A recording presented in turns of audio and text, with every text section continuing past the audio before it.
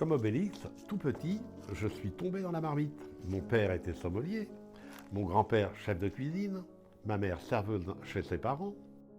À peine je marchais que j'étais dans leur café-restaurant à servir des petits verres de muscadet. Je n'ai rien appris. J'ai commencé à exercer ce beau métier à 15 ans par le service en salle. École hôtelière, en alternance avec l'entreprise, ce qui m'a conduit tout naturellement à bifurquer vers ce beau métier de sommelier. De Paris, Londres, Lyon, Quiberon, où j'ai ouvert mon propre établissement, très vite référencé dans les guides gastronomiques. Et puis, c'est la vie. Grand changement. Je vous passe les détails. Une formation de commercial à l'université de Cluse-Larousse, un vrai coup de foudre pour la Provence. Je devais y rester 4 mois. J'y pose définitivement mes valises. J'entame une nouvelle façon d'exercer le métier de sommelier. Je suis sollicité par la grande distribution, animation, formation du personnel, vente, montage de catalogue avec les attributions de coup de cœur. Superbe, un grand moment. J'ai été précurseur pour démocratiser le métier de sommelier qui était réservé à une élite.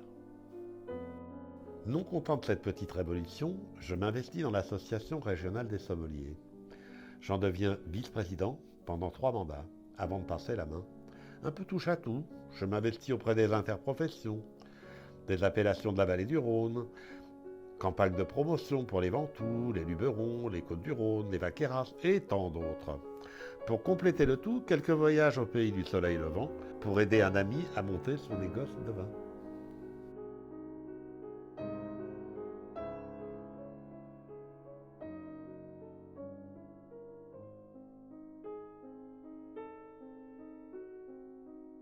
L'Université du vin de Cluse-Larousse, je viens ici pour 4 mois, il y a plus de 25 ans, 30 ans, pour faire une formation de technico-commerciale de la vente du vin.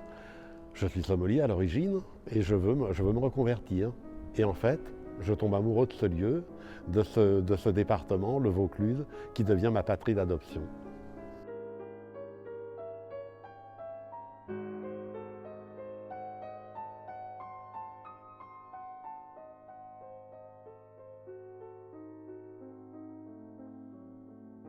J'ai eu les honneurs de la presse, beaucoup d'articles dans les journaux. J'ai été reconnu par la commanderie des Côtes-du-Rhône comme un de leurs commandeurs, la confrérie de Séguré, Visan, les disciples d'Escoffier, vice-président des sommeliers pendant 15 ans. Tout ça, c'est beaucoup d'honneur pour moi et toujours pour ce très beau métier qu'est la sommellerie.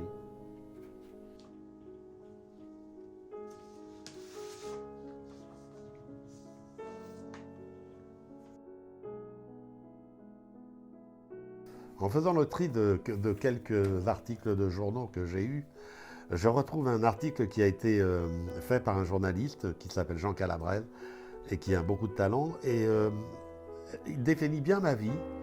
Je le trouve fort intéressant. Je vais vous en lire quelques extraits parce que ça me correspond tout à fait. La première de mes vies professionnelles, puisque j'ai eu des vies multiples, comme il nous le dit, c'était en 1966. Il n'y avait pas encore de filière de sommelier bien établie. Et j'ai appris le métier sur le tas avec mon père, qui m'a permis de travailler au Pavillon Dauphine, à l'Automobile Club de France, au Vert Galant, chez Laurent. J'ai même traversé la Manche ensuite pour travailler comme chef sommelier au Café Royal à Londres. Ensuite, retour à Paris, je fais un bref passage tout un Noël chez Fauchon comme vendeur sommelier.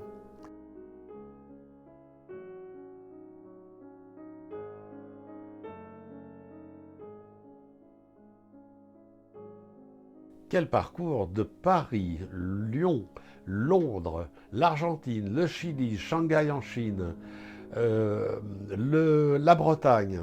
Je vous mets tout dans le désordre parce qu'il arrive un moment, moi j'ai dû avoir 7 vies, donc c'est pas possible d'en parler de façon un petit peu cohérente. Mais quel bonheur, quel grand bonheur.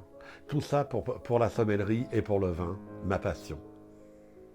Pour résumer, la sommellerie n'est pas un métier, c'est un sacerdoce. On y entre comme en prêtrise. J'y ai consacré ma vie et j'en suis fier.